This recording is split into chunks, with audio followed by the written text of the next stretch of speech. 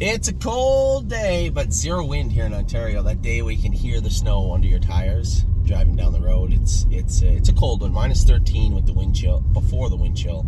But I guess there's no wind, so it's minus 13. Here in Guelph, Ontario, just dropped Daddy Bear off, and I am going to the burn. Now my father, Big Fred, Gail, stayed up for a week with us here in Ontario. They're leaving on Monday, and they're leaving on Monday to go back to Prince Edward Island, where they're getting dumped on right now there too, so it's pretty timely for them to stay up. They didn't get a chance to see James. James couldn't come away with us to Mexico this time, so get a chance to see James, hang out some more with their grandkids. You know, they love hanging out with Ollie and Ava, as most of you, if you're grandparents, would love to do.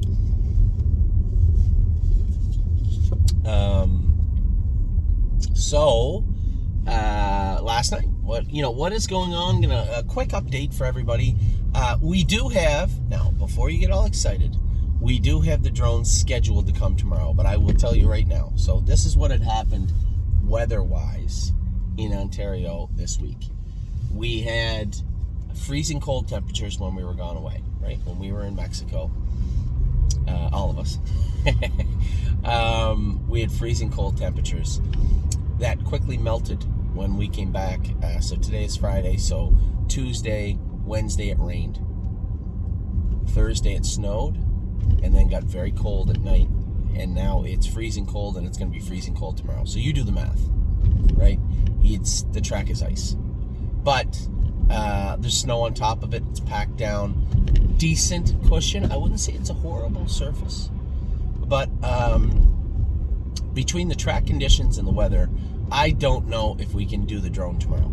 I know there's a lot of people out there saying, oh, I understand you want to see the drone. I get it. I get that you want to see the drone. I get that you want to see the horses. I get that you want to wake up on a Saturday morning, grab a coffee, and spend a few hours watching the horses train. I understand that and wholeheartedly agree that would be awesome, but it has to be what's best for the horse.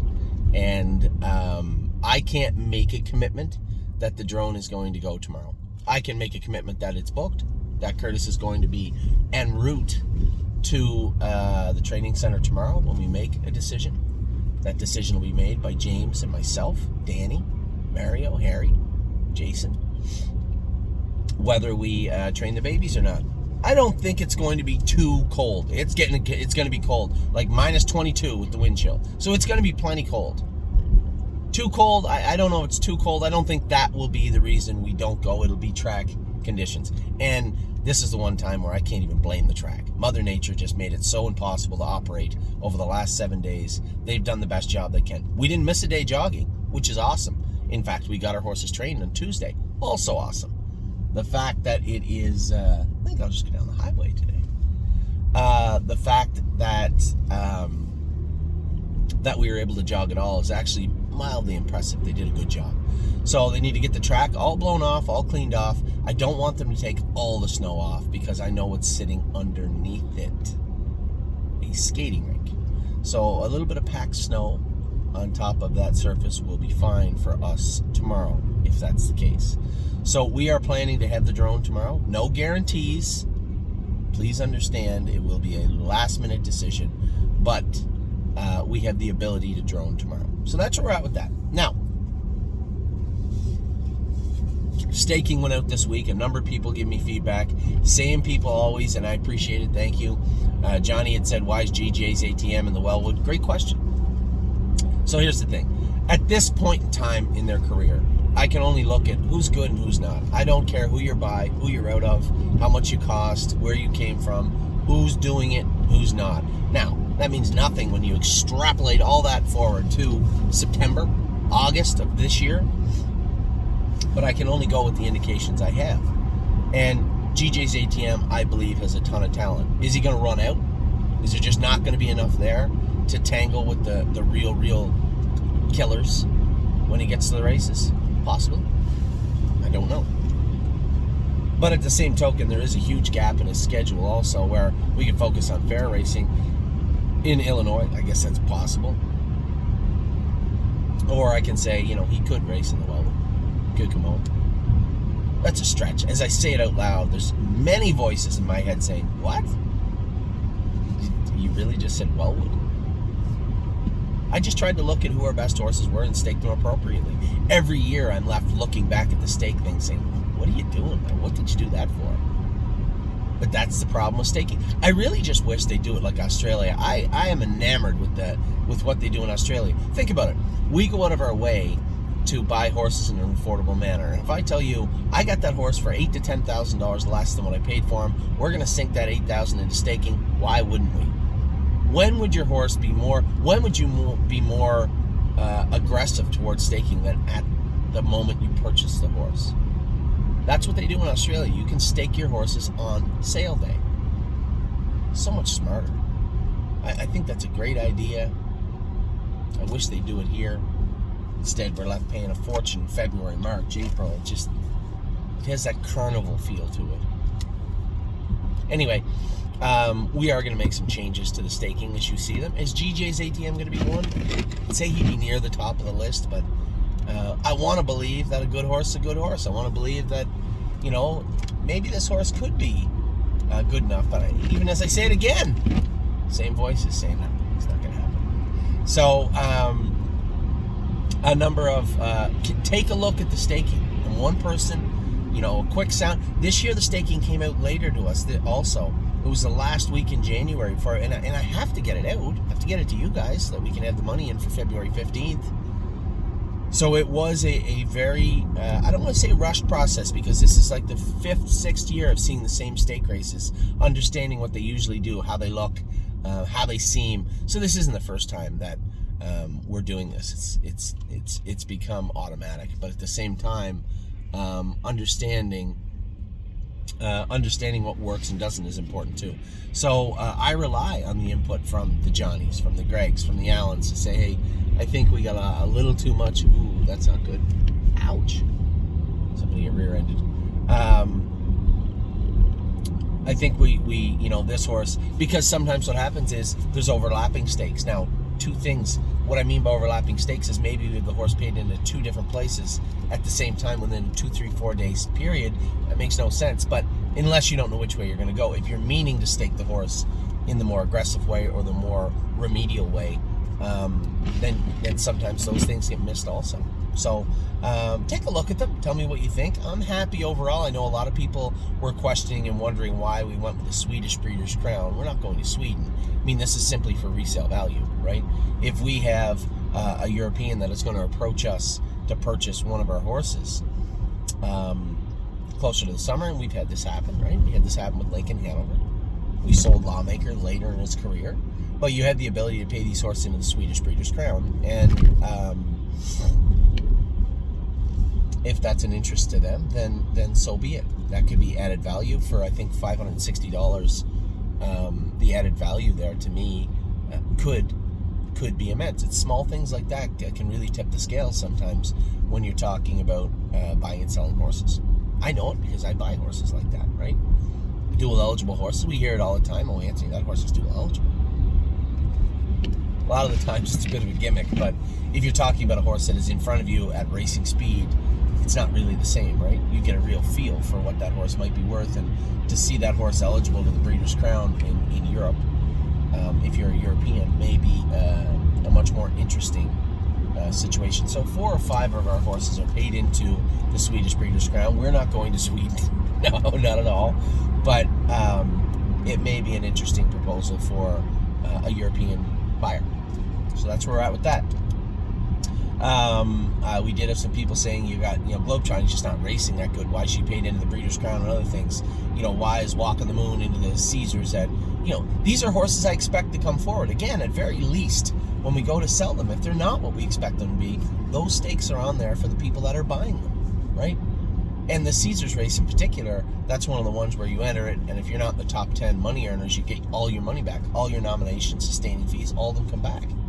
So, yeah, you can make an error. Aguilera AM, Breeders' Crown. This filly went in 53 as a 3-year-old.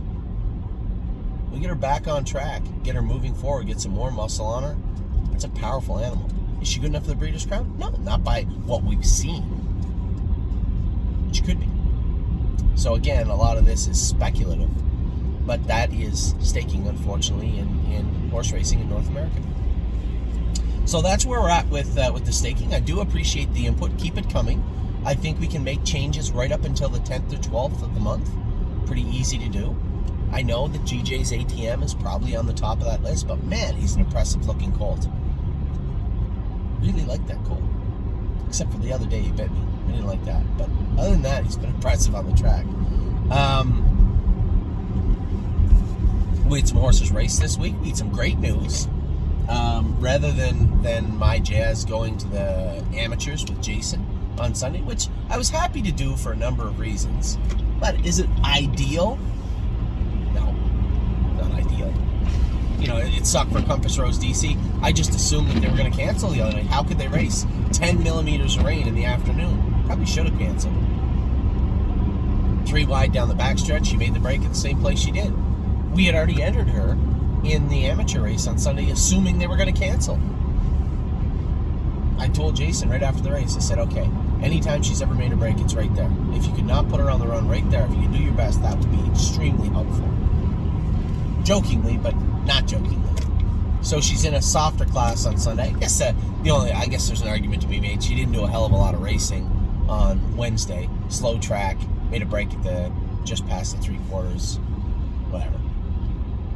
I think she's much better suited for the class she's in on Sunday, and she's much better suited for Jason than Jazz. Now, the reason we moved Jazz fits the pop-up series at Flamborough. Now, we drew the 8-hole, and in fairness, I'll be honest, I can call a spade, and I will say when I'm wrong. The vast majority of the horses in that type of series are the Swan's Honey type, so she could have raced in the pop-up, I suppose, but I would rather have the rail going for 2,000 less in a 6-horse field in London on Tuesday. It looks like there's a decent horse in there from the outside, so we'll see how Travis drives her. But the reason I'm not there, obviously I'm in Ohio starting Monday morning until Wednesday night. So that's out of the way. But my Jazz drew the 8-hole. I'm not really worried about the 8-hole. Not really, to be honest. She has been leaving like she was as a 2-year-old, but from the outside on a staggered gait, that's the time she would. So she's over here for the next 3 weeks, and then those will be her last 3 starts. I don't want to jinx her, but man, wouldn't it be awesome to have 6 in a row to go into the breeding shed? And that's a good segue to, I guess I was 1 horse early. I'd like to circle back to that in a minute. So and Sue raced great last night. Now, after the race, I put her on gate. Not because I was angry or particularly frustrated with her, but looking at her moving forward, I think after this series, what is she? She kind of goes into where Swan's Honey was. Factor in what the claiming price and allowance is. I think she's worth a lot more money on the open market. I think she's worth a lot more money. A lot more money on the open market. So I thought she raced good last night, especially for her. She behaved, which was check mark number 1. Terrible track. She behaved. She got a good trip, and for a filly, that was her first start in almost 5 weeks, right? And she only trained once, because you can't train so and so. She's a lunatic. Put jogging into her and try and go a slow mile. It's hard to do. We trained her 1 time, and then trained her at the farm in 2.5, and then raced her. That's what she's had. Before that, she'd only raced once in 2 weeks. So really, over the last 7 weeks, she's raced 3 times. One of those was a horrible mile. She was beat 1 trillion lengths. So I thought going in, she's now, obviously, there's only 1 division anyway, so she's in the final of the Wine and Roses. She's fast enough. She's a good-looking filly with decent breeding. Now is definitely the time to maybe look at what to do with So and Sue. So that made all the sense in the world to me. We'd put Jazzy Judy on gate on Monday. A couple of people asked about her. We'll let them stew for a few days. But now is the time of year where we're going to start moving other horses out, right? Prairie Fire and Hill of Magic are going to leave at the sale on Tuesday. We'll see how Voyage and Granite Hill and Matt's MVP do as they start the racing career back for us. Every one of these horses, or these sophomores, are going to be under a microscope. You know, if they can't pull their weight, they're just going to be overnight horses. It might be much more sensible to take out some overnight money and then move them along. We're going to continue to do what we've done all year because, quite frankly, it's been wildly successful. You know, when you look at the training averages of our trainers and the horses and how well they've done, and quite frankly, how well they've done at Mohawk, I don't think we've ever won as many races at Mohawk as we did in the last 2 months. In any 2-month span in my entire life. Maybe even as a driver. I don't think we've won as many as we've won there.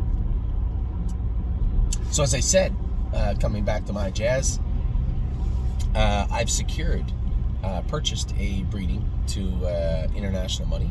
Will it be for my jazz or not? I don't know. I believe so, but we'll see. I've purchased a breeding of creatine. We'll see who that goes to. I'm thinking Dewey Ann or my jazz. Or Compass Rose DC. I've told them that I am going to take a breeding of Enterprise. I haven't signed the contract yet of Enterprise or Uncle Peter for Stolen Dance, but that's where we're looking at. Lather up for Capistrano. Again, there's no point in not doubling down. It's a good horse. Can't get in it down by the seaside. Double down. I think that's the proper way to approach that.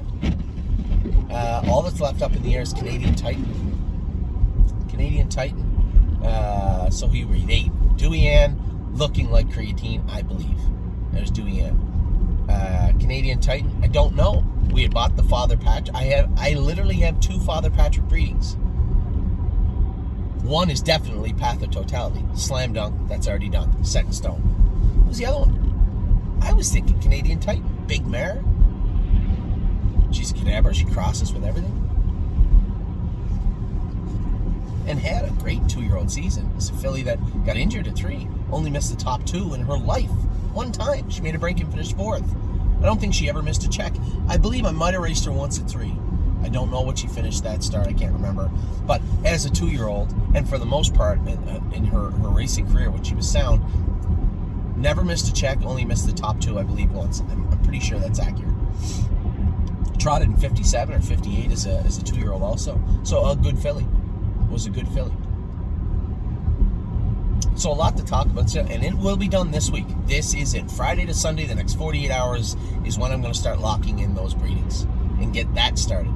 I'd already talked to Wayne Schaefer about my jazz, Compass Rose DC, getting them out to him at some point towards the end of February. I know there's a lot of people saying they should have been under the lights in January. I have zero interest in putting them under the lights in January to breed them and have them in full in February. A March full is fine with me. Even an April full. Early April. So that's what we're aiming for. These are healthy horses, and some people say, well, they need to be under the lights. No, they don't at all. Some do. They don't all need it, because I know Canadian Titan cracked her knee on a Wednesday and was bred on the weekend and was in full from that first breeding last year. Very fertile filly. So they don't all need that. I don't know enough about breeding, but I know they don't all need that. And when it comes to Compass Rose DC and my jazz, I just simply can't stop racing those horses in February because they're sound now. My jazz was lame all of her 3-year-old year. She's sound now. Compass Rose DC, not a pimple on her. One of the very little vet work has ever been done on Compass Rose DC. So these horses are going away for the most part sound. We need to maximize their earnings on the track. That's just the reality of the situation. So that's where we're at with all the breeding, with all the horses right now. I'm pulling in now. We're going to look at a couple of horses and hope that we're training tomorrow. I'm going to go up and look at the track and see how it looks. But just miserable weather here all week long. Now, in conclusion, Monday, we got right now, James is over there. I might go with a couple of horses and then run over to the track really quick. I want to see Royson's Punch school. James is schooling him today. Good looking horse. Kings County is making his debut for the stable, as is Dominic Gladue as a trainer. So good luck to both of them and the entire ownership group of Kings County. I know that James holds him in very, very high regard. And the one time that he went with him, he thinks very, very highly of this horse. So I can't wait to see him race Monday. The only crappy part about Monday is Locatelli didn't get in. Class didn't fill, and thankfully for them and for me, they called and said, hey, can we use him in the preferred? Absolutely, positively not. He's not going in the preferred. I'm not putting my 4-year-old that just turned 4 in against 6-year-olds, one of them that made $250,000 last year at the races. No, thank you. It's not going to happen. So, we'll wait a week with Locatelli. And somebody had said, well, why don't we just send him somewhere? Guys, we need to be realistic of what's going on also. Locatelli had 21 starts last year. So you factor in qualifying, schooling, training. He's had upwards of 30, 35 starts in a race bike last year. Not to mention how good he's raced for us. If Locatelli doesn't get in next week, I'm just going to turn him out. I mean, this was the plan anyway. If he was tired right now, coming off that drubbing in the Open, had he raced poorly the other day, we would have turned him out, just like I turned Globetrotting out. We have an exceptionally talented horse in Locatelli, and you know, our excitement should boil over into the 4-year-old year. How do we manage him as a 4-year-old? Simple. Turn him out, good 2 months, maybe 3 months. Let him grow up, fill out, let his joints cool down, and bring back the horse that we've been waiting so patiently to see. And it's not that he's raced bad, he's raced great. But the Locatelli that's racing now is interesting. But the Locatelli of 2022 is the one that I'm most interested in and beyond, especially since we saw a horse like White Tiger White Tiger come forward in such a big way as a 6-year-old. We have a horse that raced in the Hamiltonian in 2021 that is ours now, has done well for us, is a 3-year-old into the start of his 4-year-old season, and if we rest him now, coming off a win, sharp as attack, probably going to get back a real good horse. And that's the plan for him. In other news, they finally, you saw the non-winners of 5 didn't fill the other day, so they stuffed LD's Patrick and the non-winners of 9,000 with aged horses. Ben's other horse, Zigzag, made like, what, $100,000 last year? So I'm not very happy about that. It only makes my decision that much easier. He'll be heading to Yonkers after this start. So I know I had a lot of clients message me and say, Anthony, give us a heads up about LD's Patrick. Here's your heads up. This is his last start in Ontario. He's heading to Yonkers next week. So we're going to draw health papers on him today. They're going to start right now. He's going to race on Monday, and at some point next week, he will be in New York at Mark Beckwith's barn. A number of people say, can we send him to here? Can we send him here? I like Mark Beckwith. He done a good job for us. Sharp guy, easy to talk to, really sharp horseman. That's where I want him, and that's where he's going. So he's going to Mark Beckwith. I'd already talked to my brother Mark. I know that Brett drives some Mark's horses. His son, obviously, is I would want Ollie to drive mine if he was a driver. But at the same time, my brother Mark drives at Yonkers, and that's who I'd like to see drive LD's Patrick if he can. So LD's Patrick will be heading there. From what I can see, LD's Patrick's toughest race in the next 3 months, will be on Monday at Mohawk. The non-winners of 4 or 40 American, I believe he fits on allowance, if I'm not mistaken. When you factor in the exchange rate, it'll be close. Then you look at the non-winners 60, non-winners 80, non-winners 100. I looked at the non-winners 100, the last 3 finishes, the last 3 results of the non-winners 100 at Yonkers. LD's Patrick will fit fine in Yonkers. And somebody said, well, I don't know if he'll get around a half. I do. I go with him. I guarantee he'll get around a half. I would be thoroughly shocked if LD's Patrick didn't excel at Yonkers. So that's where we're at right now with him. White Tiger is back in to go Monday. One of these days he's going to get them. He's going to get the Open win. I hope it's this week. We'll see. He's having a good week so far. As I said, Kings County is in to go also on Monday, and LD's Patrick in the non-winners of 9,000. Locatelli hopefully will get in next week in if they fill that $26,000 or $28,000 class. I hope he'll get in there, and we'll go from there. So that's where we're at right now. A ton of horses. Yes is coming back this week to the farm. Stonebridge Simba I picked up this week. Globetrotting went out for a month. So we've been able to make those transitions quite seamlessly. It seems like when one horse goes out, another horse comes in, and we've had a lot of luck. It's been an extremely fortunate run for us, not just in 2021, but in the time when we really are our most vulnerable and weakest, which is the winter. We've had a substantial amount of luck thus far racing. So hopefully we keep it up. Got lots of racing going on over the next week or so. I'm heading over to Ohio on Monday morning. I'm going to pick up Prairie Fire, who's heading over there Friday with Doyle, because my Jazz is coming back. So my Prairie Fire and Hill of Magic will go to the sale. I'll go with them to the sale, come back, race Tour de Lindy, trailing post 9, whatever, on Tuesday night, and then train everybody on Wednesday, school, qualify, everything that is going to school and qualify on Wednesday, and then we will, then I'll come back home. So that is what this week has held for us. That is what next week will hold for us. Tomorrow we're hoping to have the drone. We'll see how the track is. Track doesn't look bad. They got to clean it up a little bit more yet. Track doesn't look bad, though. We'll see if we can train tomorrow. So with that, I'll let you guys go. A long update video. I can't post this right now in the morning. I have to wait till I get home under Wi-Fi. But I will post this for you, and I will talk to you all very, very soon. Take care.